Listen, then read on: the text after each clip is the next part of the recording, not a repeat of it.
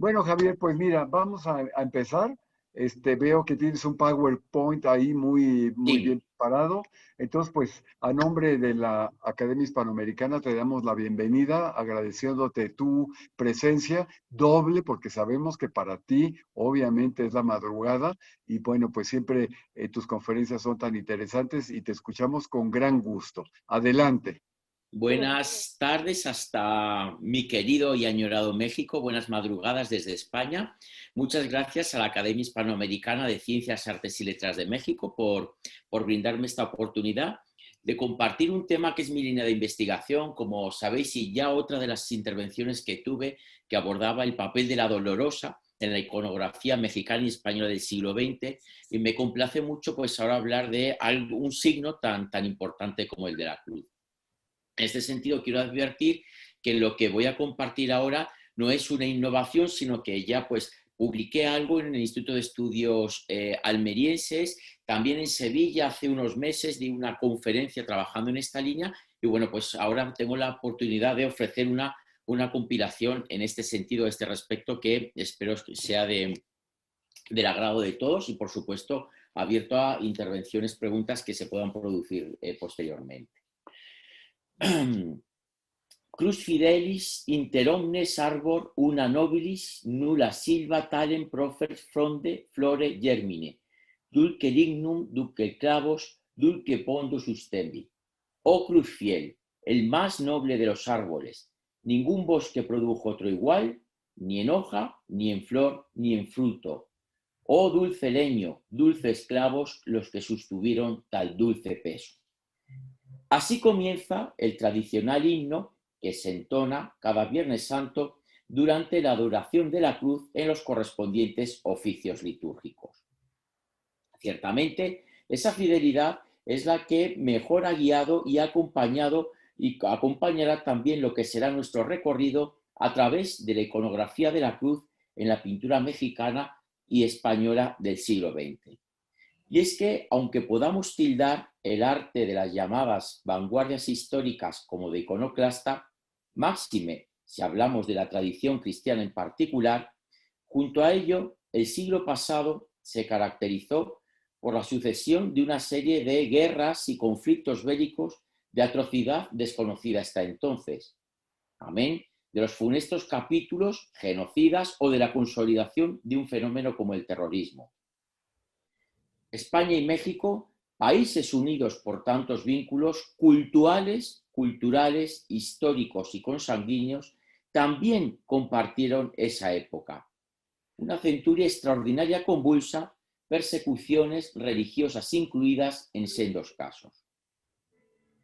Paradójicamente, junto a lo dicho, ante aquellos trágicos episodios, clara muestra de la miseria humana, es donde la connotación, digamos, redentora de la cruz más ha llamado la atención de tantos autores a un lado y otro del Atlántico.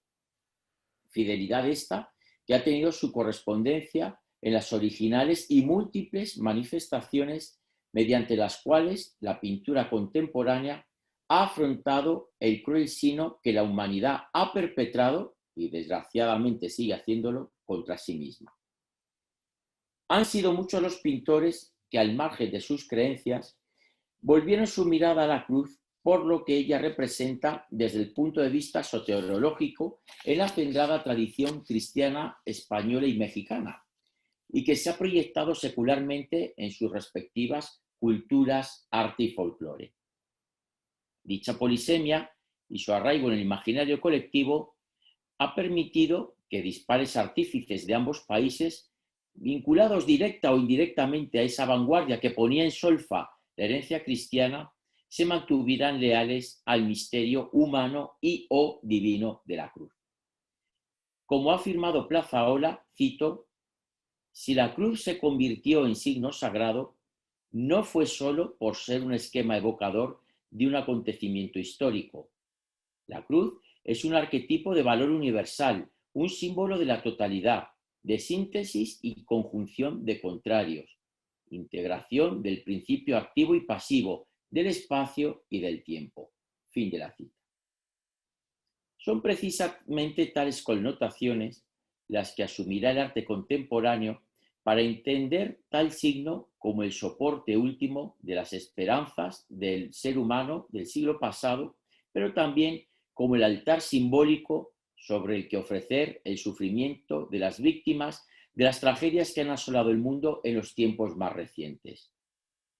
El objetivo, pues, de esta intervención no es hacer un catálogo exhaustivo de todos los pintores mexicanos y españoles que abordaron en su producción este emblema cristiano por excelencia, sino seleccionar algunas obras representativas que a lo largo de distintos periodos del siglo XX recrearon dicho tema, analizando la cruz desde una dimensión personal, pero también social, política o religiosa, dejando a un lado, salvo alguna excepción, el arte sacro o devocional para centrarnos netamente en la vanguardia, ámbito donde este signo, por lo arguido, adquiere una peculiar relevancia e interpretación. Comenzamos nuestra singladura en torno a 1900, cuando llegará a su eclosión la generación del 98.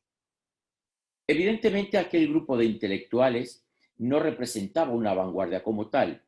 Sin embargo, sus postulados implicaban una revisión ética y estética del pasado y, sobre todo, del futuro de España.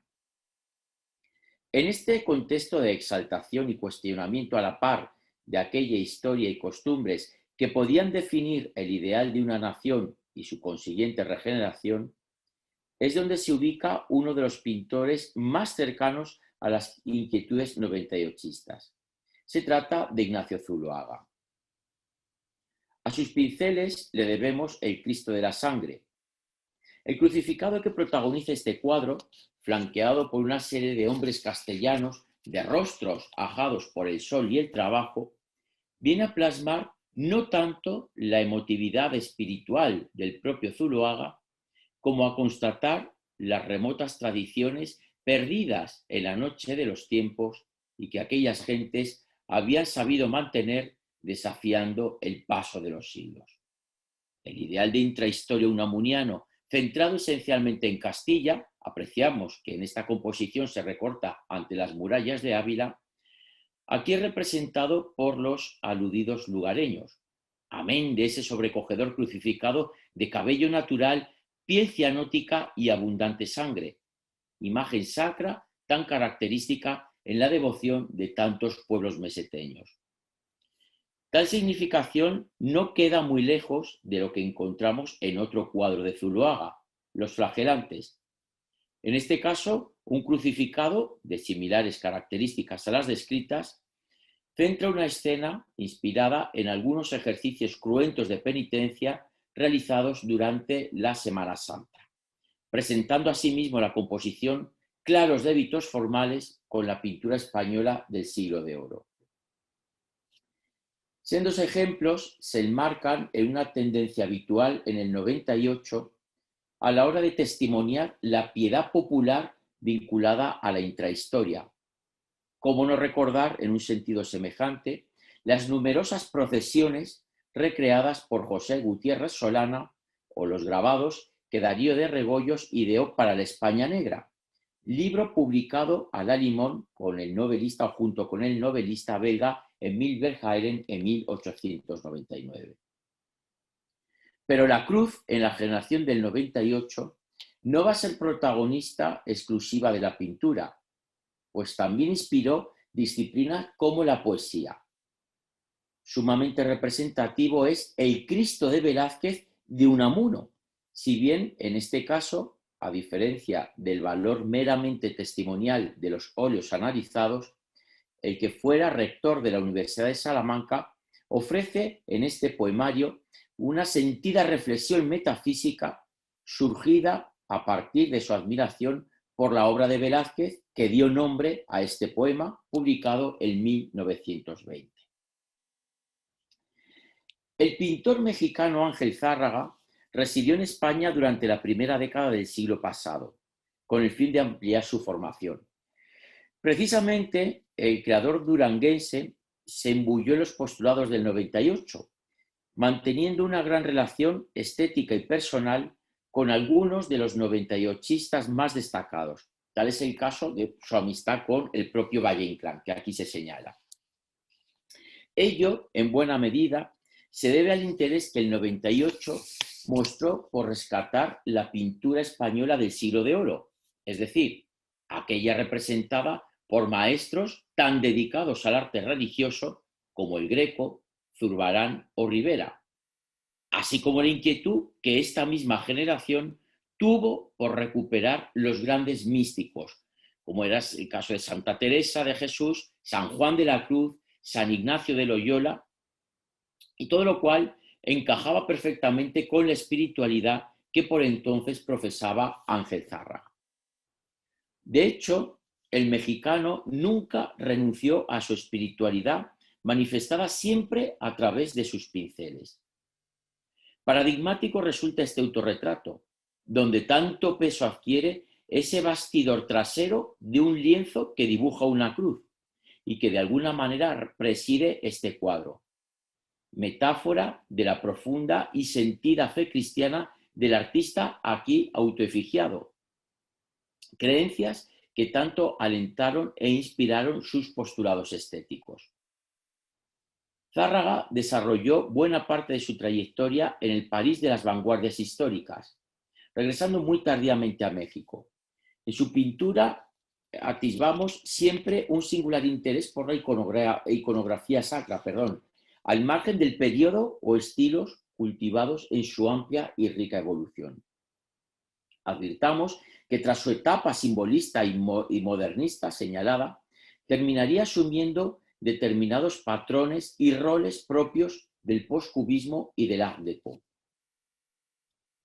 Es precisamente en el Art Déco donde se cataloga el importante conjunto pictórico que el mexicano efectuó entre 1931 y 1936 para la iglesia del Sacré-Cœur de la ciudad universitaria de París.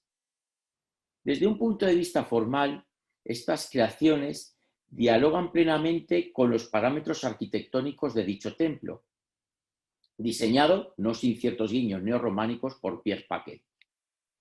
Precisamente en el dibujo aristado de este periodo, en sus volúmenes netos, Zárraga halló el estilo idóneo para, a diferencia de la sensualidad de su fase simbolista previa, reflejar una espiritualidad esencial, directa y emotiva. Así lo apreciamos en este Via Crucis, sobresaliendo las estaciones donde aparece la cruz, más concretamente en la 12ª. La aludida geometrización y la rotundidad de sus formas exponen y exaltan el sentido trascendente del árbol redentor, el triunfo de la vida sobre la muerte. Mientras que en España, durante la década de los 20 y 30 de la pasada centuria, se asistía a una tímida y tardía renovación en las artes, curiosamente, más allá de los Pirineos, serían precisamente varios los españoles los encargados de abanderar algunas de las principales llamadas vanguardias históricas. Caso paradigmático, claro está, es el de Picasso, de quien este año recordamos el 50º aniversario de su muerte. Y por cierto, en breve en el Museo Thyssen-Bornemisza tendremos una exposición dedicada a esta faceta de Picasso que voy a estudiar a continuación. Picasso era un gran conocedor de la tradición artística occidental. Tal hecho le permitiría subvertir algunos valores heredados desde el Renacimiento, como la perspectiva cónica, siendo este uno de los baluartes del cubismo. Con todo, su prosapia respecto a la pintura del pasado no se circunscribiría a una renovación eminentemente formal, sino que son muchas las referencias tomadas de la iconografía cristiana las que hallamos en su abundante catálogo. Motivos, eso sí, que el genial malagueño pasaría por el tamiz de su mirada inquieta y moderna.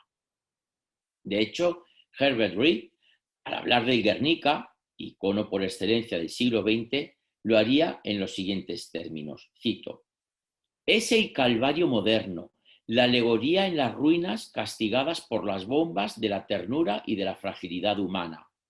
Es un cuadro religioso pintado no con la misma clase, sino con el mismo grado de fervor que inspiró a Grünewald, al maestro de la Pietà de Aviñón, a Van Eyck o a Bellini. Fin de la cita. A propósito de esta consideración, como tantas veces se ha señalado, cabe destacar a la madre con el hijo muerto recreado en la parte izquierda de este lienzo, auténtica actualización de la iconografía de la piedad. Otro tanto podemos decir de la serie que por estas mismas fechas Picasso efectuó de las plañideras. Estas mujeres llorando sino una transposición contemporánea de la Dolorosa, tema mariano que, como ha precisado Posada Cubisa, Picasso pudo conocer desde su infancia en Málaga, donde tanto se prodiga esta devoción, especialmente en sus grandes procesiones de Semana Santa.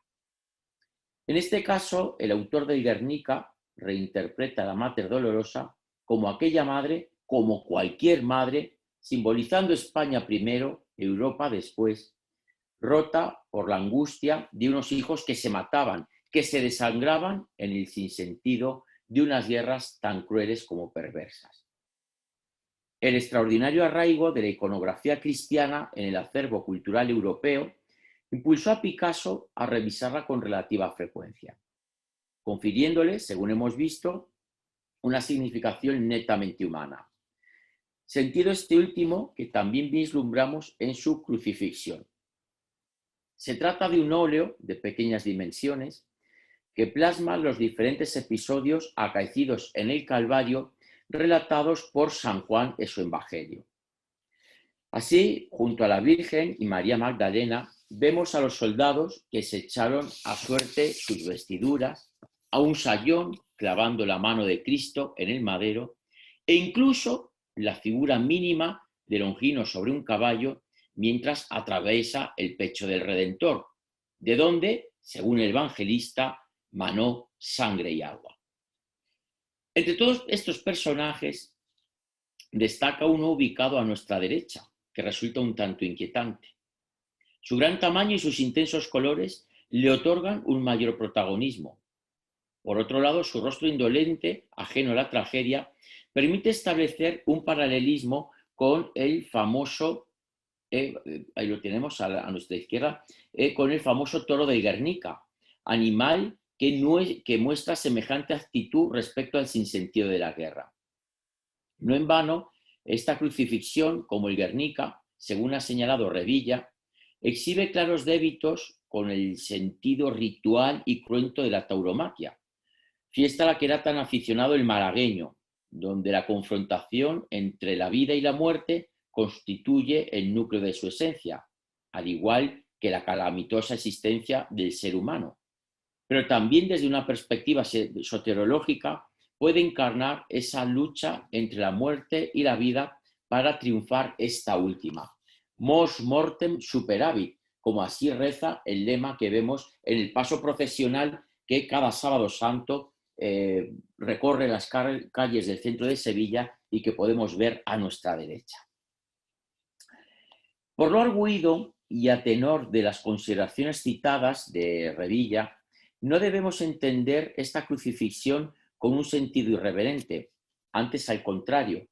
Picasso, a través del sacrificio de Cristo, del horror que aquí se representa mediante un discurso formalmente tan cercano a su etapa surrealista, no hace sino evidenciar el padecimiento extremo de toda la humanidad en el siglo de las guerras. Esta concepción no queda muy lejos de la crucifixión del expresionista alemán Emil Nolde, quien, huyendo de la tradicional y edulcorada representación del drama del Calvario, nos muestra al Redentor en toda su agonía, en toda su crudeza, no escatimando para ello su peculiar sentido del dolor y la deformidad, todo lo cual se inserta en un discurso sincero respecto a la tragedia humana, incluso al margen de su religiosidad o espiritualidad. De las grandes figuras de la vanguardia europea fue Salvador Dalí. Sin duda, uno de las figuras más relevantes del surrealismo. Recordemos que tal corriente propugnaba la liberación absoluta del ser, promoviendo, en cierto modo, la renuncia de los valores de la moral, específicamente de la moral cristiana, en pro del inconsciente. De hecho, el Dalí de los años 20 y 30 del siglo pasado dio rienda suelta a un discurso claramente anticlerical e irreverente, según vemos en películas como El perro andaluz o La edad de oro, filmes realizados a la limón entre el propio Dalí y Luis Buñuel. Ahora bien, la versatilidad del genio de Figueras le permitiría virar ya en la segunda mitad de los años 40 hacia unos cauces donde la tradición sacra adquiriría una emotiva presencia, siendo desde entonces relativamente frecuente en su producción la iconografía religiosa, plasmada, eso sí, al amparo de los remedos oníricos tan singulares del surrealismo. Para que tal cambio se operara en la estética daliniana, fue esencial su encuentro con San Juan de la Cruz. Precisamente vinculado al santo castellano, Dalí pintó uno de sus lienzos más representativos por lo que al signo de la cruz se refiere. Este óleo que vemos a nuestra izquierda se inspira no en la lírica de San Juan de la Cruz, sino en un pequeño dibujo conservado en el convento de la Encarnación de Ávila, atribuido al propio San Juan de la Cruz, quien al parecer, según Vicente Viñas, lo realizó, cito, en uno de los días en que el venerable varón estaba inmerso en meditar la pasión, se le apareció Cristo en el momento de su muerte y el santo, todavía bajo la impresión de la dolorosa imagen, la dibujó tal y como la guardaba en su memoria en un trocito de papel. Fin de la cita. A partir de tal dibujo, Dalí efectuó su Cristo de San Juan de la Cruz, así se llama, un crucificado plasmado desde una perspectiva en contrapicado absolutamente innovadora. Casi a través de los ojos del Padre, este genial creador nos pone ante el sacrificio definitivo que, según la tradición católica, reconcilia el cielo con la tierra, que aquí se representa simbólicamente mediante los acantilados de Cadaqués. Junto al puño surrealista, la producción religiosa de Dalí enraiza con su admiración y enconado estudio del Renacimiento italiano, amén de sus personalísimas aportaciones, complejos juegos de perspectiva, Porligal como paisaje sempiterno o el gran desarrollo de la geometría entendida tanto en su dimensión física como metafísica, denotando esto último una ávida lectura de los escritos del célebre arquitecto del Escorial, Juan de Herrera. Pero quizá la característica más notable en este tipo de obras será la de su esposa Gala como musa, como inspiradora, la diosa de su peculiar imaginario, esa diosa daliniana que tantas veces se convirtió en la propia Virgen María y también, claro está, en Dolorosa. Gala es la mujer del Stabat Mater de Corpus Hypercubus, un óleo donde el cubo adquiere la indicada dimensión metafísica, alegoría de la acción redentora del sacrificio de Cristo, por quien se restablece el orden universal, un orden cósmico, un orden geométrico. Se trata de una pintura donde confluye el realismo casi académico con un espacio contrastante, emanando de todo ello una visión surreal y mística, términos estos que aquí dejan de ser incompatibles, pues ambos parecen evocar una misma vivencia, una misma realidad trascendente. Mientras que en el París de los años 20 y 30 bullía la renovación de las diferentes vanguardias que se sucedían en el tiempo al estrepitoso ritmo de la misma sociedad que las generaba, al otro lado del Atlántico despuntaba uno de los fenómenos más sobresalientes de la modernidad pictórica por entonces. Se trata del muralismo mexicano. Este movimiento, tan potenciado por el que fuera secretario de Educación, el intelectual José Vasconcelos, tenía como objetivo impulsar un arte que llegara a una población, en muchos casos iletradas, gracias a una imagen de fácil lectura que consolidara los valores de la Revolución Mexicana, proyectando una iconografía nacionalista que ponía en muchos casos en solfa el proceso colonial, la evangelización y, por tanto, el papel de la Iglesia Católica. A ello se unía el compromiso político de parte de los representantes de dicha corriente, como es el caso de Diego Rivera, Alfaro Siqueiros o Clemente Orozco. Así pues, el propio Estado mexicano fue el encargado de promover grandes ciclos murales para decorar los edificios más importantes de la administración. Por lo arguido, la principal característica del muralismo, al margen de la marcada personalidad de sus representantes, fue un realismo que aglutinaba el conocimiento que estos mismos tenían de la vanguardia europea, como del cubismo o el expresionismo, junto a la interesante recuperación de las tradiciones prehispánicas. Dicha combinación, unida al principio social y político de los temas, confirió a este movimiento tal grado innovador que su repercusión fue más allá de las fronteras mexicanas, demandándose, de hecho, no sin polémicas, la actividad de algunos de los pintores citados anteriormente en Estados Unidos, lo que permitirían difundir sus postulados. En el revisionismo histórico ideologizado de esta corriente, la Iglesia como institución, ya se ha dicho, no salía muy bien parada, como tampoco el proceso de evangelización. Ello no obsta para que estos pintores, desde una perspectiva netamente humana, sí mostrasen respeto y admiración por Cristo y la cruz, exaltando más allá de su trascendencia espiritual la paradigma de quien muere por ser consecuente, por defender la justicia social. Así lo apreciamos en este detalle del mural de la América tropical de Siqueiros. Aquí un indígena es el crucificado, relectura netamente social y política a partir de un recurso iconográfico tan arraigado en el inconsciente colectivo, el cual pretende reflejar el sometimiento de la clase trabajadora, de los menos favorecidos, al dictamen de un sistema, al entender de su autor, cada vez menos humano y menos humanizado. Una cuestión importante respecto a la proyección de la cruz en el muralismo mexicano es, según ha estudiado Rafael Ávalo, entre otros, en su ensayo en torno a tal símbolo en la cultura prehispánica, que la cruz tuvo una presencia notable en diferentes civilizaciones americanas previas a la conquista.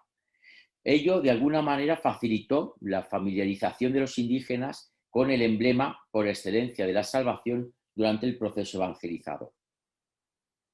Es en este contexto donde ubicamos también las cruces atriales, primeras señas del cristianismo en tierras americanas.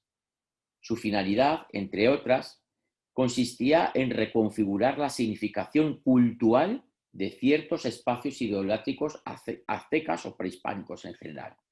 En muchos casos, su propósito catequético se potenciaba mediante los relieves o la representación de las armas Christi, como vemos en el ejemplo de la derecha, ¿no? Donde vemos pues, la corona de espina, donde vemos la escalera, el santo rostro, lanza, clavos, etc. El muralismo mexicano, siempre atento al precitado revisionismo histórico, abordará el signo de la cruz, según el caso, desde una polisemia no ajena, por otra parte, a la dramática realidad de este país durante el siglo pasado, circunstancias inscritas asimismo en el panorama internacional, ante el cual ni la intelectualidad mexicana ni sus artistas permanecieron al margen.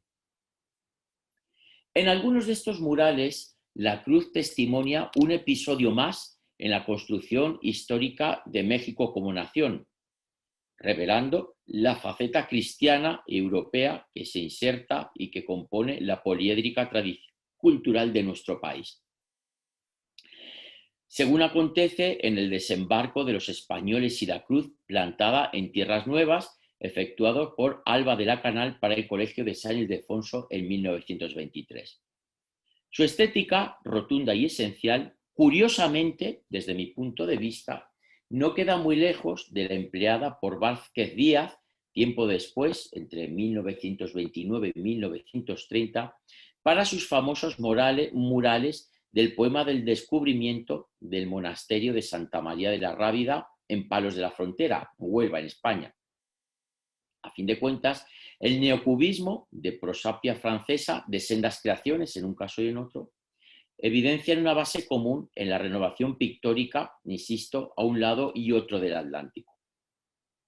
Ahora bien, lo habitual es que la apuntada polisemia de la cruz en el muralismo hace que este sencillo ideograma para los no creyentes se utilizará bien para representar a la propia Iglesia como institución, contra la que buena parte de los muralistas, del pensamiento muchos filocomunistas, cargaran sus discursos junto, paradójicamente, con otras interpretaciones donde la cruz y la propia figura de Cristo se abordarían desde una perspectiva política, metáfora de la lucha de clases, identificando la agonía del Redentor, su pasión con el dolor de los indígenas. Recordemos el fin público y social de estos grandes conjuntos, debiéndose propiciar una lectura sencilla y directa, usándose para este propósito unos paradigmas icónicos fácilmente reconocibles, trocándose a partir de ahí su semiología histórica e ideológica. No es por ello extraño que los muralistas asumieran en su quehacer, desde un punto de vista humano y antropológico, la piedad de aquellos desheredados que en las imágenes cristíferas de su peculiar devoción identificaban su signo. Desde mi punto de vista, es revelador este Cristo mexicano de Alfaro Siqueiros.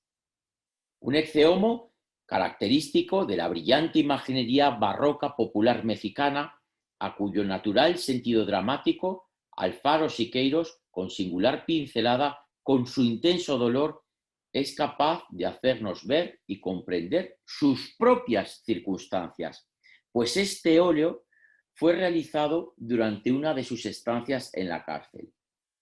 De hecho, en el reverso del cuadro, según recoge Felipe Lacouture, podemos leer lo siguiente, cito, que solo aquel que crea en Cristo pinte a Cristo, escribió Fray Angélico. Por eso yo lo he pintado pensando sin duda en aquellos terribles Cristos mexicanos de pueblo en que creí cuando niño. México, 2 de agosto de 1963. Siqueiros, cárcel preventiva. Fin de la cita. Según se ha dicho, la ambivalente interpretación de la cruz por parte de los muralistas como símbolo de la institución eclesiástica o de los valores sociales que para ellos podía encarnar la figura de Jesús, se observa en Cristo destruye su cruz, de Clemente Orozco. Este tema, relativamente frecuente en la producción del autor, viene a plasmar, según señaló José de Santiago, la lucha del proletariado recreado mediante una identificación netamente humana del Redentor, destacando las llagas de su pasión, su sufrimiento frente a la burguesía asociada a la cruz de la institución eclesial.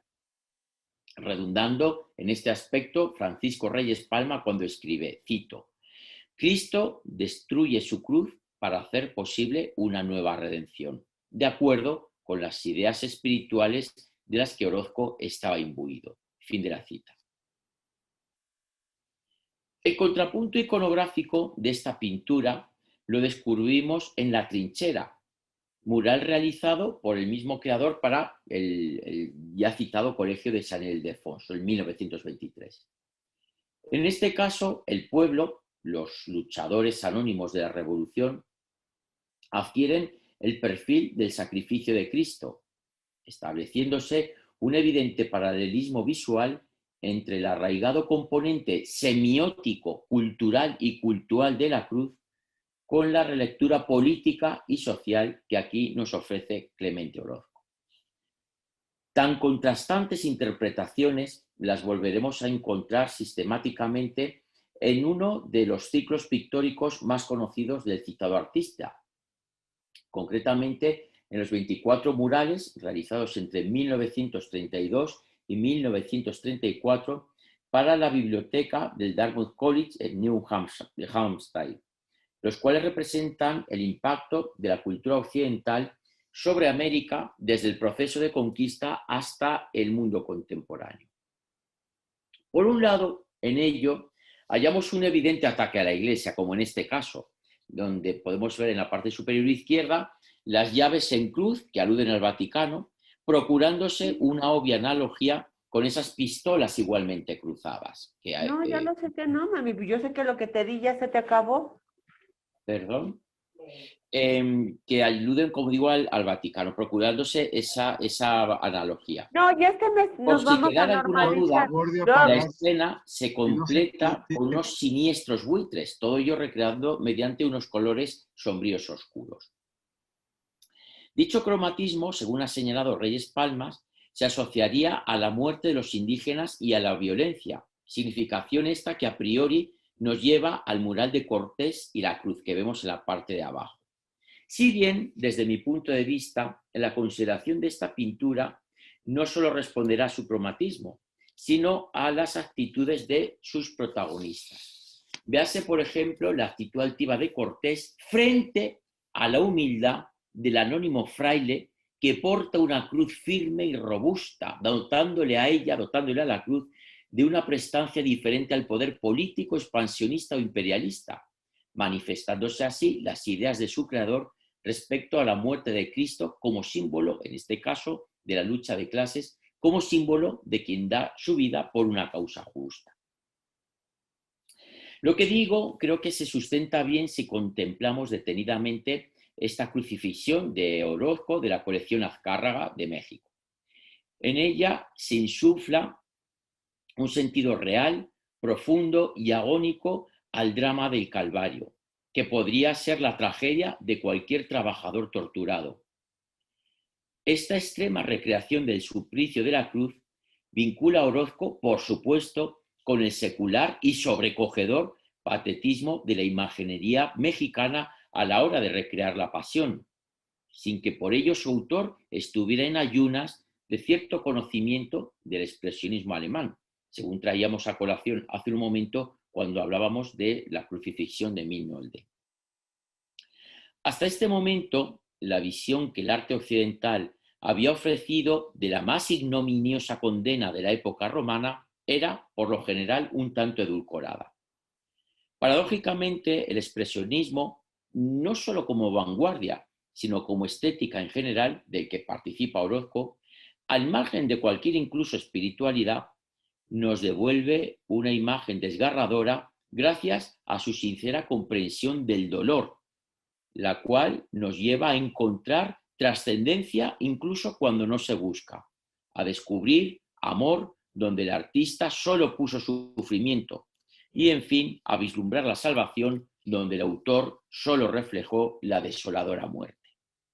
Ante este cuadro, ante el ejemplo de Orozco, no puedo evitar traer a colación aquellos versos que Gabriela Mistral dedicó a Cristo crucificado, donde la escritora chilena disipaba las dudas de su existencia al contemplar el suplicio redentor.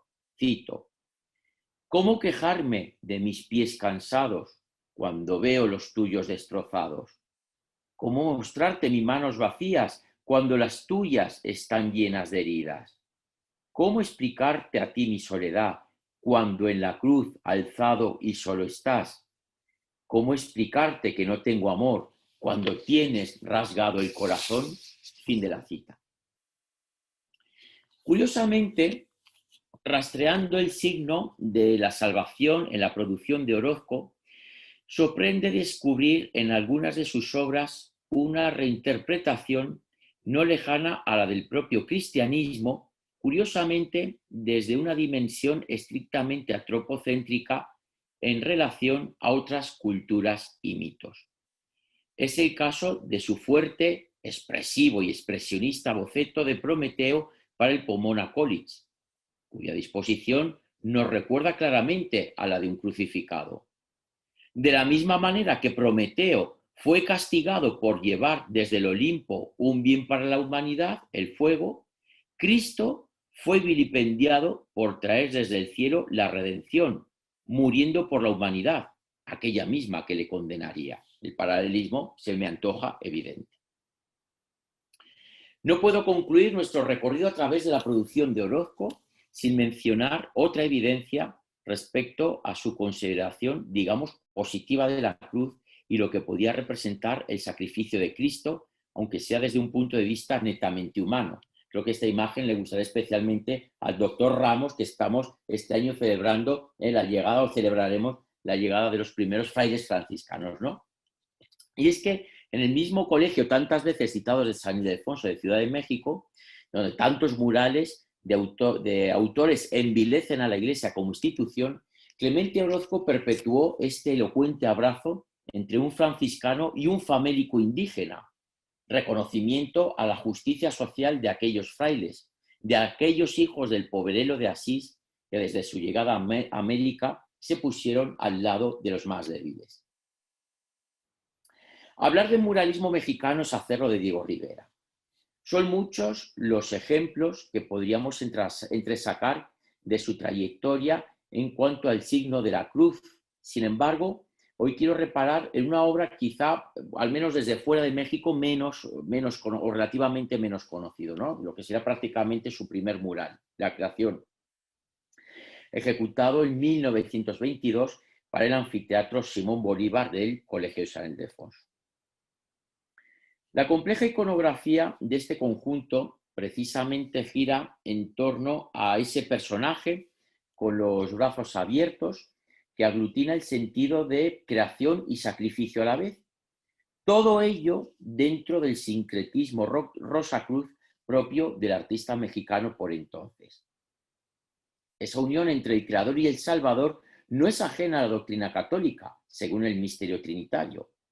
No en vano, en la parte superior observamos la alegoría del principio creador, con mayúsculas, representado por la bóveda celeste y por tres dextera domini, es decir, la derecha creadora, en la que tradicionalmente en la Edad Media se representaba la acción creadora del Padre, y que era, como digo, un motivo muy frecuente en la Edad Media para alegorizar esa presencia creadora del Padre, ¿no?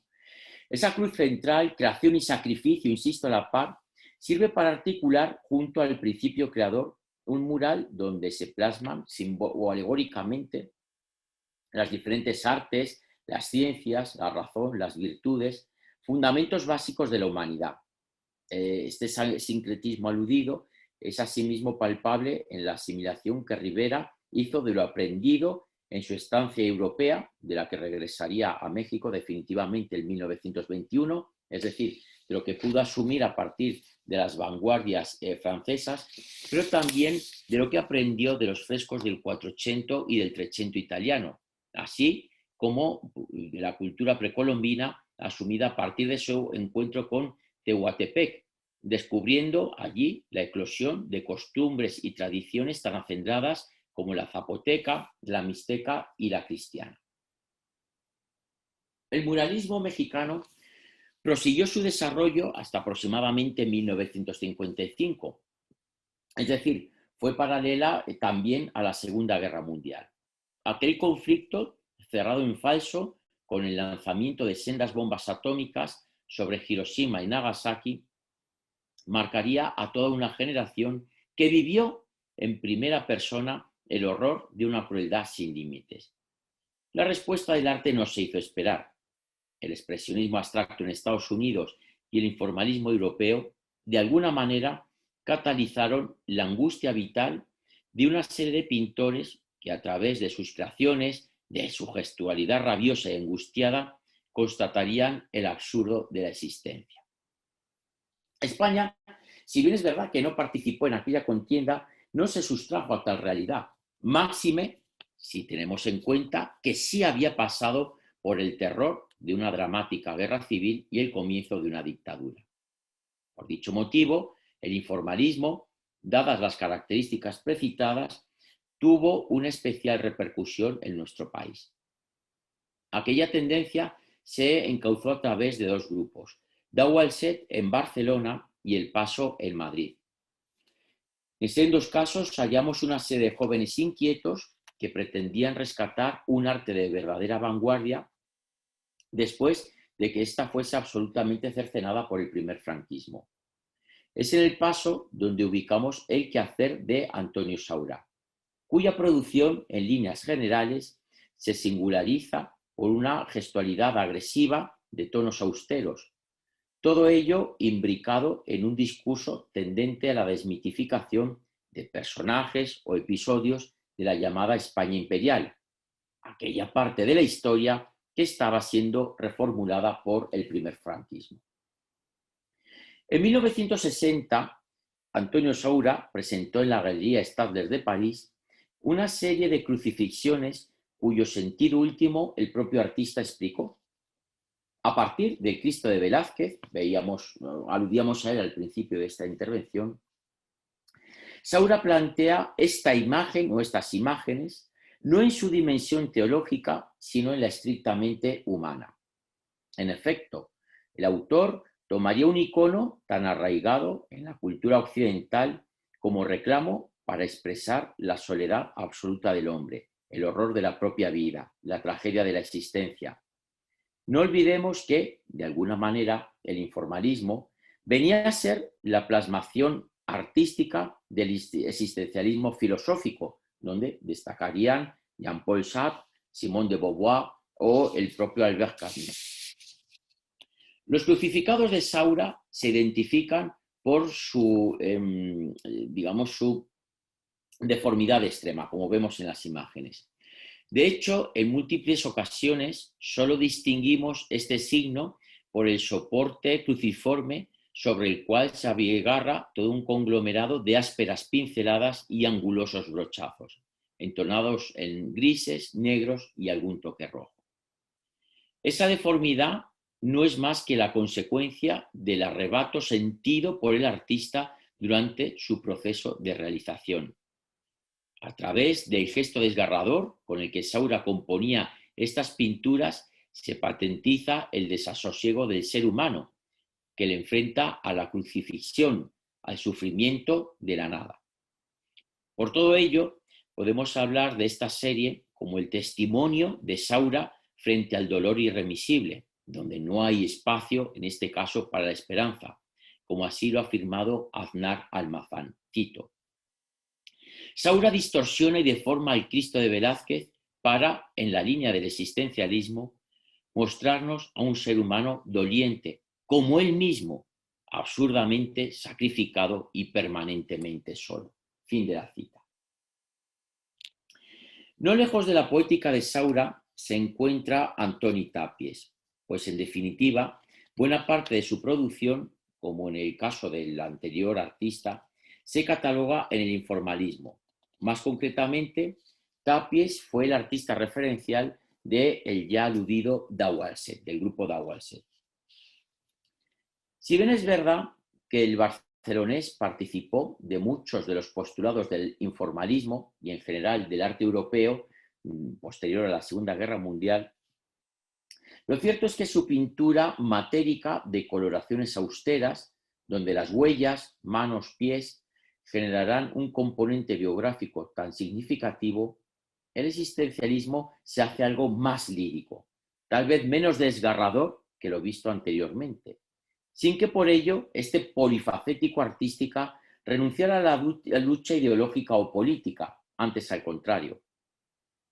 De todos es conocido la espiritualidad, sobre todo la influencia zen, que respira buena parte de su producción. Cierto misticismo que busca dar respuesta a los grandes interrogantes de la humanidad. En este peculiar universo estético hallaremos la reiteración de unos símbolos que podríamos catalogar como primigenios, pero precisamente por ello dotados de una significación compleja y universal. En tal contexto, la cruz adquiere una significación bien distinta a la que analizábamos en el caso de Saura. Así, el mismo Tàpies afirmó, cito: la cruz es un símbolo, una imagen tradicional de la mediación, de la síntesis, de la combinación y de la integración de lo distinto, de lo contrario y de lo diferente, del hombre y la mujer, del amigo y el enemigo, del joven y del anciano, de la duda y la confianza, de lo nuevo y lo antiguo, del espacio y del tiempo, de la afirmación y de la negación, del bien y del mal, de la muerte y de la vida. Fin de la cita. Partiendo, pues, de ese existencialismo, entendido como el cuestionamiento de la propia naturaleza del ser y su papel en la historia, buscando respuestas frente al precipicio del vacío, es donde contextualizamos la polisemia de las sencillas cruces que se repiten en la obra del creador catalán, o que incluso la llegan a protagonizar, como en el díptico de la cruz. Como ha sugerido Beristain, las cruces en la iconografía del artista catalán parecieran tener la dimensión de, cito, transformar lo profano y al mismo tiempo lo sagrado, de darles unidad hacia la creatividad personal y la experiencia espiritual desde una radicalidad de un nuevo humanismo, la misión de un largo vía crucis para meditar con talante místico. Entre 1941 y 1956, casi paralelamente a cuando en España los citados grupos del Paso y Dawa al-Shed asistían a su fugaz recorrido y amplia repercusión, en México, Manuel Rodríguez Lozano trabajaba en su conocida como época blanca, periodo este definido por su peculiar asimilación de la tragedia del pueblo mexicano a partir de diferentes versiones de la iconografía cristiana. Desde el punto de vista formal, las pinturas de dicha etapa se caracterizan por unos tonos parcos, como es el blanco, negro o azules, mientras sus protagonistas tienden a un alargamiento no ajeno al que podemos observar en la época azul y rosa de Picasso o al de los primeros expresionistas alemanes de principios del siglo XX, todos ellos influidos por la estética del Greco en el contexto de las primeras vanguardias. Influencia esta que Rodríguez Lozano bien pudo conocer durante su estadía europea, donde residió hasta 1921, coincidiendo, por tanto, con la eclosión de dichas vanguardias, cuando, según demostró la exposición del Greco y el arte moderno celebrada en el Museo del Prado en 2014, tan importante fue la maestría del Greco para tantos creadores rupturistas y transgresores de la primera parte del siglo XX. Derivado hacia una situación personal es como podemos entender esta piedad que Rodríguez Lozano pintó durante los meses que pasó en la penitenciaría de Lecumberri en 1942.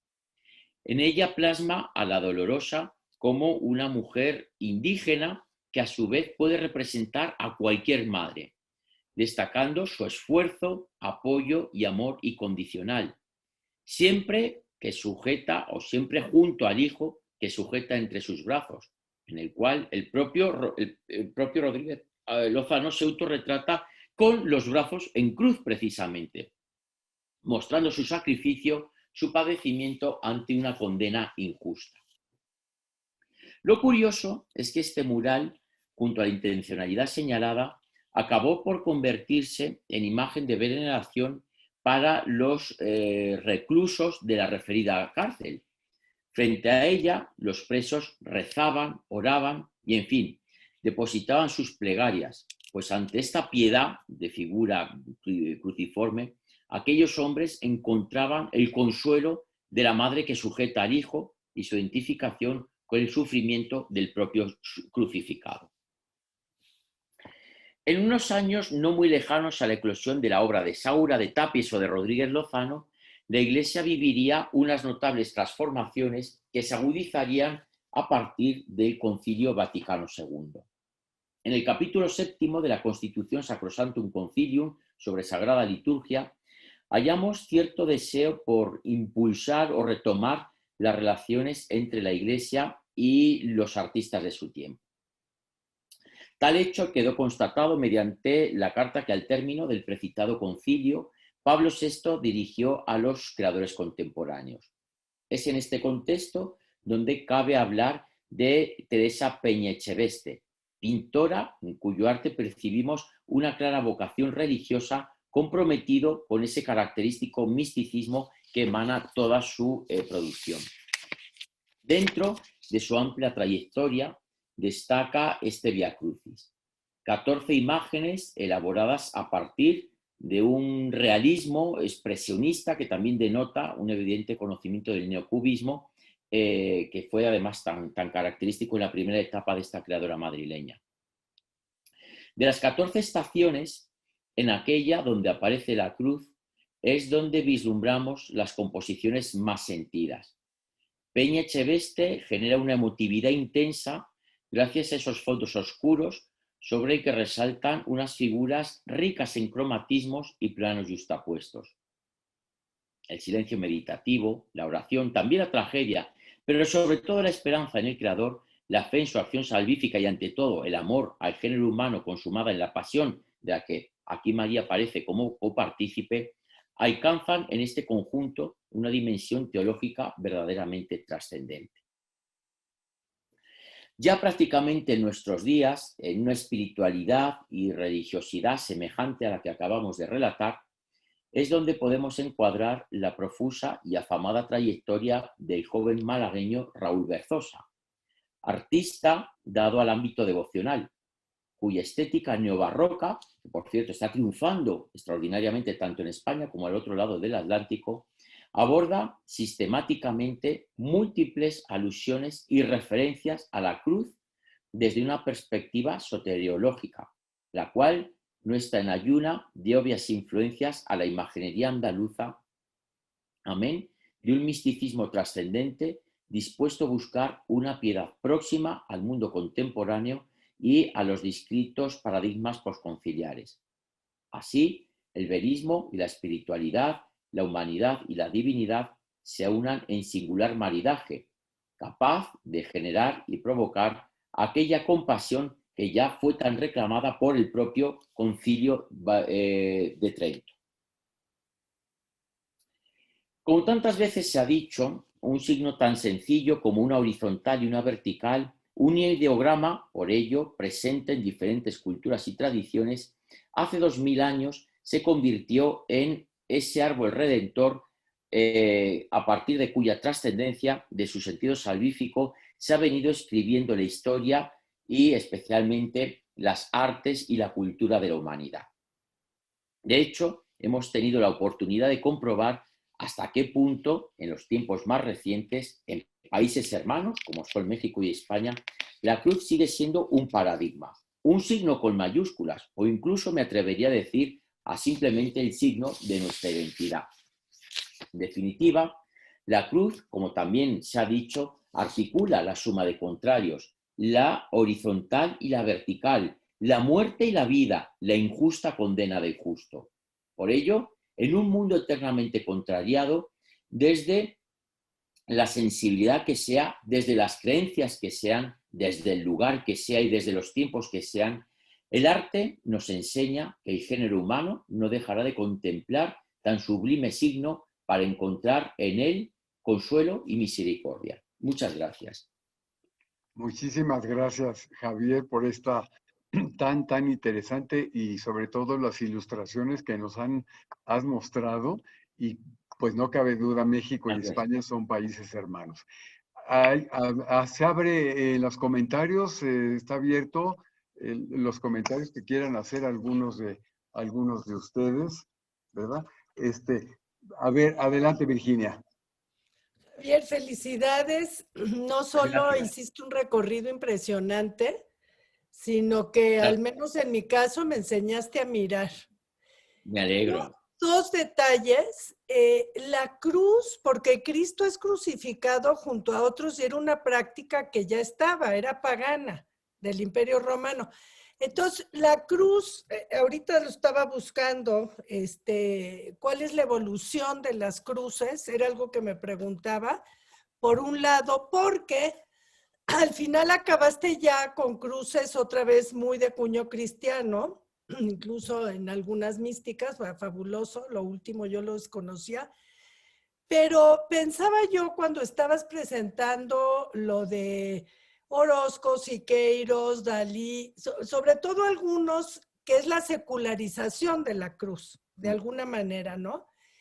En el mito del chivo expiatorio de René Girard, no sé si lo conoces o le quieras echar un ojo a eso, es un filósofo francés contemporáneo, murió en el 2015, que lo que él plantea es que es el principio de, bueno, él lo que plantea es el principio del chivo expiatorio, que todas las religiones en origen tienen algo sangriento, en el caso del cristianismo es la crucifixión, y que cuando esto se seculariza, se vuelve, pensaba en Siqueiros y en todos estos que planteaste, cómo es alguien en quien culpar o un símbolo de dónde vaciar las culpas. El pueblo es crucificado, el vulnerable es crucificado también.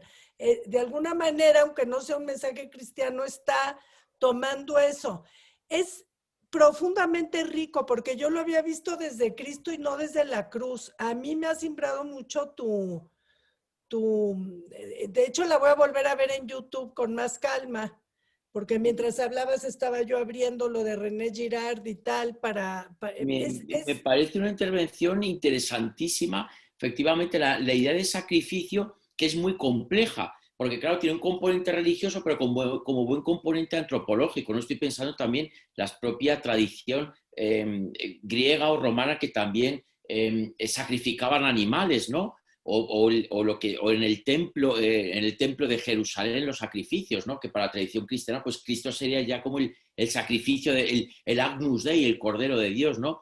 Tomo nota de esta referencia que me das, como Te siempre. lo voy a mandar, Te lo agradezco. todo, porque yo creo que ahí le puedes dar un sesgo impresionante, que es cuando se seculariza la cruz. Porque efectivamente enlaza con muchas visiones de estos artistas contemporáneos, que lo que hacen es que toman una referencia icónica, ¿no? Pero desde una perspectiva antropológica, incluso de reconocimiento de justicia social o de admiración, ¿no? O esa paradoja que decíamos que a veces se produce entre lo que puede ser la Iglesia Constitución o la cruz como admiración o ideal de justicia social. Por tanto, estas cuestiones antropológicas yo creo que sirven de alguna manera para engrosar y llevar a cabo pues, un discurso contemporáneo que resulta muy, muy interesante, muy atractivo. Muchas gracias, Virginia. Ahora se lo mando a Manuel para que lo tenga. Gracias por tus palabras y por el seguimiento. ¿Alguien Muchas gracias. ¿Alguien más que quisiera comentar? Nora, prende tu micrófono, sí. Ya. Muchas felicidades, Javier. Qué maravillosa exposición, porque además haces un recorrido por toda la historia de México de alguna manera y gráficamente, ¿no? Desde la evangelización hasta los muralistas. Y generalmente el vínculo que se hace es los muralistas con lo prehispánico. Y que lo hayas hecho con la evangelización fue maravilloso. Felicidades por tu trabajo. Muchas gracias. Por cierto, aprovecho para felicitar a la doctora Nora Ricalde también por la conferencia maravillosa que nos dio en Sevilla sobre evangelización el verano pasado, que fue además, intentamos hacer una colaboración entre la Academia Hispanoamericana de México y la andaluza, y que fue tan interesante y tuvo tan buen seguimiento. No fue. Muchas gracias. Gracias. Y que ya haremos cosas conjuntas, Sí, ya para programarlo para el año entrante. De hecho, a vuestra disposición me quedo un poco como mediador, con mucho gusto. Ya, exacto. No sé si alguien más quiera comentar. A mí me llama mucho la atención esto que nos mostraste, cómo las ideologías se muestran en estos signos cristianos, ¿no? Que uno, sobre todo en el caso de México, como parecería como que hubiera una distancia entre los muralistas y la religión, y pintaron de una forma, si tú quieres, diferente, pero que están presentes esos símbolos religiosos, ¿no? Un poco lo que comentabas, los chivos expiatorios, ¿no? Así es. Y además, pintados, interpretados, no necesariamente con un sentido peyorativo o negativo. En algunas ocasiones sí, es decir, pero no necesariamente, o no, como digo, y empezaba también comentando que paradójicamente en un siglo tradicionalmente iconoclasta, por lo que tiene que ver con religión, de hecho, un poco mi línea de investigación en otros ámbitos lo que reclamo es desde lo que es el arte no devocional o no religioso, cómo sin embargo estos signos han tenido una lectura y una influencia, digamos, positiva. Hace un año prácticamente hablaba de la Dolorosa o de la Cruz, pero me parece algo muy, muy interesante, muy atractivo y que además se da en la confluencia del arte en España y en México en el siglo XX, ¿no? Que es un poco lo que... Y también, por ejemplo, en el caso de la iglesia que está a un costado del Hospital de Jesús, los murales que están ahí, es impresionante, es decir, esta forma de crítica a la iglesia, pero que está dentro de la misma iglesia, ¿no? O sea, cómo se permitieron los muralistas como de entrar a los templos, ya secularizados, si tú quieres o no, aunque no, porque sigue vivo donde están los restos de Hernán Cortés, precisamente, ¿no? Y los murales que están ahí, que tienen también este tinte, no religioso, pero que sí está combinado con la crítica o la Sí. religión, pero que ahí está, ¿no? Bueno, Que es ahí está. propio también del arte contemporáneo ser transgresor, ¿no? Entonces yo creo que ahí hay Exacto. un poco de esa iglesia que acoge unos murales que relatan en contra de la iglesia, ¿no? Yo creo que es un carácter Increíble. transgresor muy característico también de Eso es muchos de estos increíble, que artistas. yo no sé si en España se haya dado algo similar.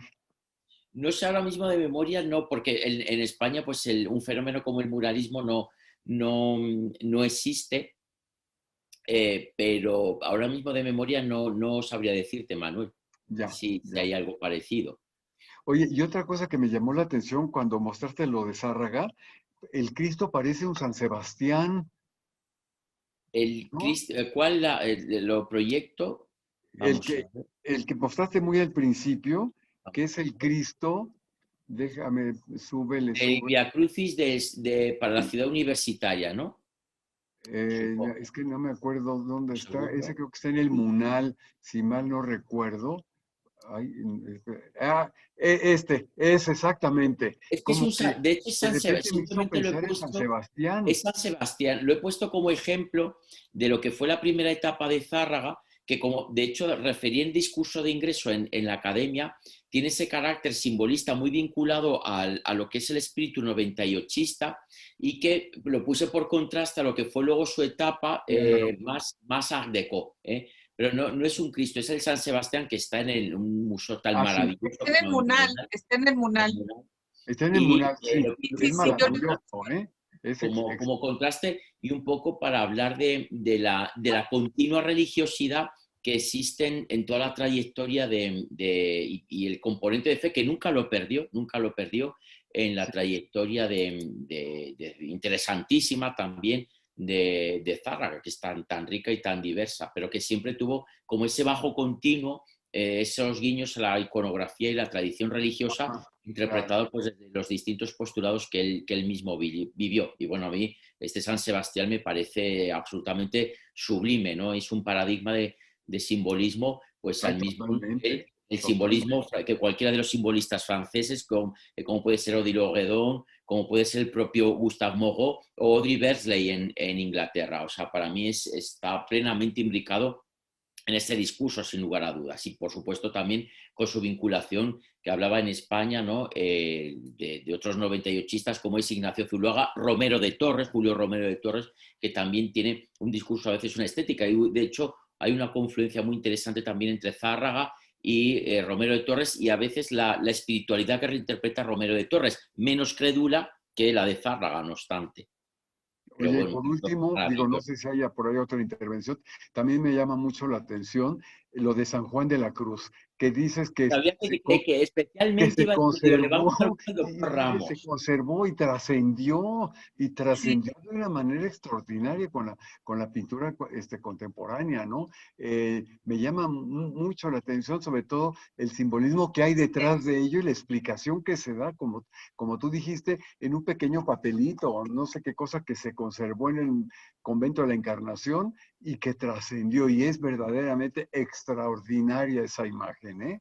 sí, De hecho, en todos los conventos carmelitas siempre hay una reproducción tanto femeninos como masculinos, normalmente Sí, siempre hay una reproducción de esta, en algún lugar del convento, una reproducción de este Cristo que nos muestra pues también la vertiente no solo literaria o mística que conocemos de San Juan. Bueno, también este dibujo no está exento de cierto misticismo, ¿por qué no? En cierto modo. De hecho, sí. tal y como se Ay, concibió, tiene sí, un componente sí. místico, yo creo, muy, muy atractivo.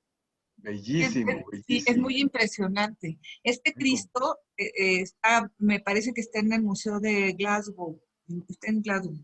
Pero yo nunca había sabido por qué se llamaba el Cristo de San Juan de la Cruz y ahora, gracias Javier, que lo Es el revelaste. homenaje de Dalí a lo que fue su encuentro y a la lectura que le retransformó realmente de este maravilloso místico. Y ya digo, sé que da un detalle que especialmente al doctor Ramos le iba a No, gustar. muchas gracias, Traer muchas gracias. Y aquí al- atrás de mí está San Juan de la Cruz, ahorita no se los puedo mostrar, pero aquí está San Juan muy presente en una pintura maravillosa del siglo XVII. Ya la conocerán cuando vengan a la casa, ¿eh? Oye, bueno, pues ya van a ser casi las 8. Fue una muy interesante presentación.